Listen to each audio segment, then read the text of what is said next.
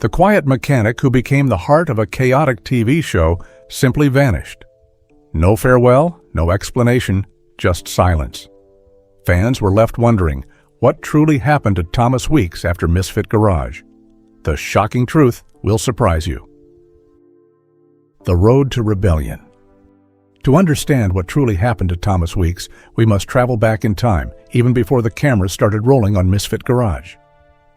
Before the chaos and the quiet ending, Thomas Weeks was simply a man turning wrenches in a Texas garage, driven by a passion for cars that began when he was just a boy. From a very young age, Thomas had a deep love for working with his hands. He was a self-taught mechanic, meaning he learned almost everything about cars by himself because he loved them so much. He spent countless hours in his father's garage, and this time helped his love for cars grow even stronger. He became especially good with American muscle cars from the 1960s and 1970s, having a special fondness for Camaros, Chevelles, and Mopars. He knew so much about these powerful machines that he could easily tell you all their engine details and body measurements from memory. But his journey with cars almost ended in a terrifying way when he was just 4 years old. He was watching his father fix a car, a common sight in their garage. In a blink, he accidentally slipped and fell into a part of the car with sharp spikes, and a metal rod cut right through his chin. This scary event could have made Thomas never want to touch a car again. But his father stood by him, encouraging him not to give up on his deep love for automobiles. Years later, when Thomas was 15, his father gave him a 1995 Chevy truck that did not have an engine. This gift was a clever way to get Thomas back into working on cars, and it worked like a charm.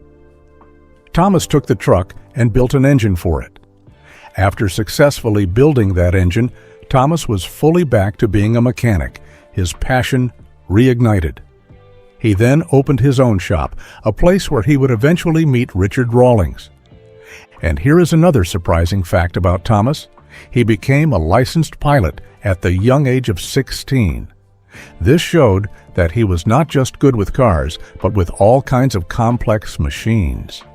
This deep personal connection to building cars from his youth, even after a frightening accident, helps us understand why his later struggles with the demands of reality TV were so difficult for him. This journey led him to his first television appearance as part of the early crew at Gas Monkey Garage on the show Fast and Loud. Fans quickly took to him because he was a refreshing change. Richard Rawlings, the owner of Gas Monkey Garage, was known for his high energy and always putting business first. But Thomas was different. He cared deeply about the work itself, about the craft. He had a builder's mindset and a clear, old-school Texas charm that viewers loved. He was not there to chase TV ratings or to argue with other people for the cameras. He was there for the cars, period. While Richard was busy making deals and giving orders, Thomas was often in the back, quietly doing the hard work to make impossible car projects happen on time. However, behind the scenes, problems were starting to grow, like rust on an old fender. Thomas's calm, hands-on way of working did not always fit with Richard's fast-paced business, which was all about building a brand. Richard always wanted to push the Gas Monkey image and turn the garage into a marketing machine. Thomas, on the other hand, just wanted to build great cars. He did not care about selling merchandise or appearing on TV. This difference between them started to show. There were whispers that they disagreed about how good the car build should be, how the projects should be done, and how much time Thomas got on camera. Nothing big happened on screen, but there was enough tension that fans started asking why Thomas was not in more episodes. The quiet way Thomas worked and his focus on the craft were very different from Richard Rawlings's goal of building a big brand. This was not just a small disagreement between two people, it was a clash of their main values. Thomas's quiet departure from Gas Monkey Garage was a direct result of these differences. It showed a pattern. Thomas would always choose his honest way of working over the demands of a business that put fame first. This made his later choice to leave Misfit Garage a clear step in his life rather than a sudden change. Then, just like that, Thomas was gone from Fast and Loud. There was no announcement, no dramatic exit, just a quiet disappearance. But this disappearance was only the beginning of his story. What would happen when he got a chance to build a garage on his own terms? Fired Up and On Screen. Thomas Weeks was not done with cars or television. He was just getting started somewhere new, somewhere he hoped would be different. When Thomas Weeks and Tom Smith were let go from Fast and Loud, it was more than just a change in the TV show's cast. It was the start of something big that no one saw coming, a full-blown rebellion. In 2014, only a few months after Thomas and Tom left Fast and Loud, Discovery Channel gave the green light for a new spin-off show. It was called Misfit Garage. The name was chosen carefully. It was a clear message, like a bold statement to the fancy, branded business they had just been kicked out of. Thomas and Tom joined forces with other mechanics, Jordan Butler and Scott McMillan, to start a new company called Fired Up Garage. Suddenly, the Misfits were back on TV, with their own shop, their own show, and what they thought were their own rules. The first idea for Misfit Garage was that it would be different from Fast and Loud. It was supposed to be more real, less planned, and full of chaos. There would be arguments, broken car parts, missed deadlines, and last-minute paint jobs. But even with all that craziness, there was a true heart to the show, and that heart was Thomas Weeks. While Tom Smith brought the jokes and the wild energy, Thomas kept the show grounded with his real skill in building cars. He took every car project seriously. He would spend hours making sure body lines were perfect, frames were straight, and engines were set up just right. He was the expert mechanic, the quiet leader. He was the one who reminded everyone that this was not just for TV, this was about real car work. However, the rebellion that Misfit Garage seemed to be was not entirely what it appeared. The biggest surprise for many viewers was that Richard Rawlings, the owner of Gas Monkey Garage and the person the Misfits were supposedly fighting against, was actually an executive producer of Misfit Garage. He even owned the building where Fired Up Garage was located. This means that the arguments and rivalry between the two garages were largely planned and written down for the cameras. This hidden truth changes how people understood the show. It was not truly an underdog story, but a carefully planned TV show designed to entertain. This artificial way of doing things caused problems for Thomas, who valued real work. The business side of Fired Up Garage also had a surprising truth. The shop was not a real everyday business that was always open to customers. It was mainly a TV set. This meant Discovery Channel had to spend a lot of money on each episode. They had to get all the tools and cars ready beforehand. Also, the money made from fixing and selling cars was often very small. For example, a project that cost $25,000 might only make $2,000 in profit. This showed that the show made money from people watching it, not from fixing cars. This meant the show had to focus on drama to make enough money, which went against Thomas's love for true craftsmanship. So, while the show looked like a true rebellion, it was actually a carefully controlled production. How would Thomas, a man of true craft, handle this hidden reality? Thomas Weeks' honest way of working came with a high price, a price that slowly wore him down. From the very beginning of Misfit Garage, there were many arguments and problems behind the scenes, like a constant grinding noise in the background. Discovery Channel wanted high ratings, and that meant they needed more drama, faster car builds, bigger personalities, and tighter schedules. The everyday life of a reality TV show started to squeeze the crew, like a vice tightening around their passion. Money for projects was tight, and the deadlines for finishing cars were not real, often impossible to meet. Thomas, who had left Gas Monkey Garage to get away from these very same pressures, now faced them again on Misfit Garage. It was a difficult situation because his deep love for car building was being used for entertainment, not just for the craft itself. As the seasons of Misfit Garage went on, people watching the show started to notice a change in Thomas. He seemed quieter and more distant, like a shadow in the corner of the garage. He did not seem to want to be on camera as much. The happiness he once showed when talking about old cars seemed to disappear from his eyes. He was still building cars, still working hard, but he was not smiling. He had fewer scenes where he talked alone to the camera, and he did not joke around as much as he used to. The show, which had started as something he loved to do, had become just another production line, like a factory, stripping away the joy. The show's constant need for drama and fast work slowly wore down Thomas's passion. The push for more arguments and tighter deadlines forced him to make choices that went against his belief in quality and true craftsmanship. This change, where his deep love for building cars became just a show for others, is a key reason why he eventually left. It was a harmful environment for him, a place where his true self was being crushed. Thomas also had a history of injuries from working with cars, adding to his burden. He had a wrist injury that was often visible on the show, and he had to wear a glove to support his hand. There was also the childhood accident where a metal rod cut his chin. These physical pains likely added to how tired and worn out he felt, making the TV show environment even harder to bear. The show also had a lot of changes in its staff, like a revolving door. Many mechanics and even some of the owners left at different times. Scott McMillan and Jordan Butler, who were also founding partners, left the show. Kevin Clark also left because of all the problems and drama around the show.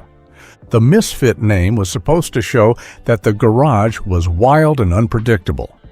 But these very things, which were put in place for entertainment, also made it impossible for the people working there to stay. The show, by trying to create drama, slowly destroyed the real passion of its own cast. Thomas's withdrawal was just one sign of this bigger problem that hurt the show from the inside. And then, without warning, the engine sputtered and died. The sudden stop. One moment, Misfit Garage seemed to be going full speed ahead, roaring down the highway, and the next, there was nothing but silence. The end of Misfit Garage was sudden and quiet, like a car running out of gas in the middle of nowhere. There was no announcement, no official final episode, and no special show to wrap things up. One season simply faded into reruns, and the show was gone, leaving fans in the dark. Discovery Channel never made a public statement about why the show ended. Fans waited for a new season that never came, their hopes slowly fading. Weeks turned into months, and social media about the show became very quiet, like a deserted road. Thomas Weeks, who was once a familiar face in many homes, was suddenly nowhere to be found. There was no press release, no interviews, not even a quiet message from Thomas on Facebook explaining what happened. It was like a play where the curtain just dropped in the middle, and the actors simply walked off the stage without saying a word. Fans were very confused and kept asking, "Where's Thomas? What's he working on now?" Thomas had a strong group of fans who loved him, and they did not forget him. Online forums still asked about him, and comments on YouTube begged for him to come back. Fans even went to car shows hoping to see him. Thomas himself showed how frustrated he was about the show ending. He posted on Twitter saying something like, "Discovery doesn't like us anymore, I guess? How do you take a hit show off the air? It's beyond me." This showed his true feelings about the network's choice. The real reasons why Misfit Garage was canceled were a mix of different things, like a tangled mess of wires. First, the shop itself was not a real business, it was set up just for the TV show. This meant Discovery Channel had to spend a lot more money on each episode to get everything ready before filming. Most car reality shows are based on real, successful garages, but Misfit Garage was not one of those.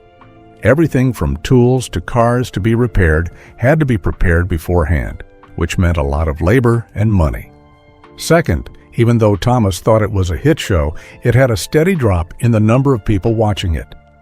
It is smart to end a show before almost no one is watching it anymore.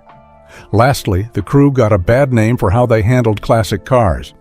Many car experts around the world did not agree with how the crew worked on cars and how they changed them. This led to a lot of negative comments about the show everywhere. These reasons together told Discovery Channel that the show was not worth keeping and thus had to be canceled. So, with the show gone and the cameras off, what path would Thomas Weeks choose next? Would he chase the spotlight again, or would he find a different kind of success? After Misfit Garage quietly disappeared, Thomas Weeks did not try to make a big return to television. He did not start a podcast, and he did not join another reality show. This was a clear choice he made, a decision to step away from the noise. He did not complain, and he did not fight for more seasons of the show. He simply walked away. He even turned down chances to do new shows, online spin-offs, and other branded content. He did this not because he was angry, but because he found peace. Thomas went back to what he has always been, a builder. He opened a small custom car shop in Texas, far away from the bright lights of TV studios and the crazy deadlines of TV networks. This shop was not for getting public attention or making more content for a show. It was built purely for the love of it. In his new shop, the only deadlines that mattered were the ones he set for himself, and the only problems came from stubborn bolts or parts that did not fit right. He mostly works on American classic cars from the 1960s and 1970s, like Camaros, Chevelles, Roadrunners, and Darts. These are cars with a true soul and a rich history. Thomas does not rush his projects. He focuses on quality over speed. He works without loud noises, without strict timelines, and without having to make deals that hurt his work. He keeps things very quiet. You will not see big reveals on Instagram, live videos, or a YouTube channel trying to get more views. The real reason Thomas left TV was because he was completely worn out. Years of tight deadlines, being told to add more drama, and having to make his work less perfect just to meet TV air dates had tired him out. What started as something he loved to do became just a performance. His true craft became all about creating conflict for the cameras. The wild and chaotic way the show was made took away his love for the very thing that brought him to TV in the first place. He walked away from a system that no longer valued what made him special. He decided to focus on himself and his family. He worked on staying healthy and finding happiness in his work again. He started fixing not just muscle cars, but also his own peace of mind. He went back to working on big projects that take many months, not just a few days. He put great care into bringing old Camaros, Chargers, and Impalas back to life. These are the kinds of builds where every small detail matters, even if no one is filming them. In a surprising turn, Thomas also started helping younger builders. He taught them the tricks of the trade without cameras watching.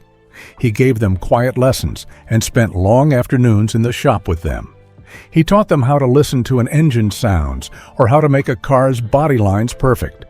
This was not about money, but about sharing his knowledge, passing on a legacy. While the model video says Thomas did not start a YouTube channel, he did later create one called Hot Rod School with Thomas Weeks and Paul Baker.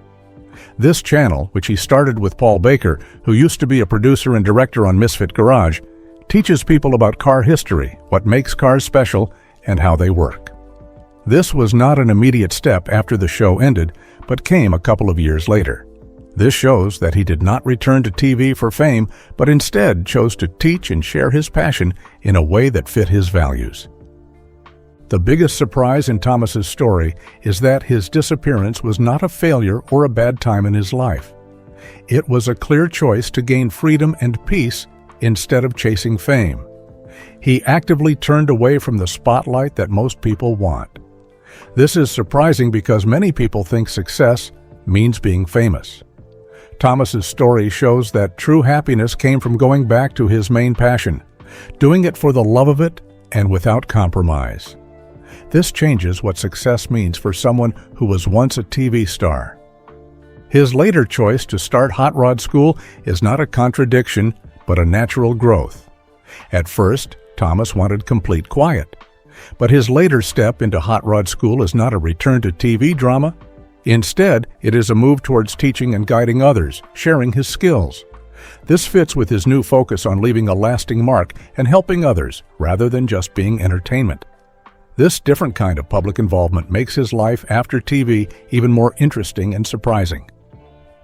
Today, Thomas is still out there, He is still building cars, still working with wrenches, and still helping people find their own way in the garage. You just will not see it on a TV screen. This is because his lasting mark was never meant to be just for entertainment. It was meant to last. So, if you ever find yourself in a town in Texas and you hear the deep sound of a powerful V8 engine coming to life in a quiet garage, do not be surprised. Thomas Weeks might still be back there, not building for the world to see, but building something truly real.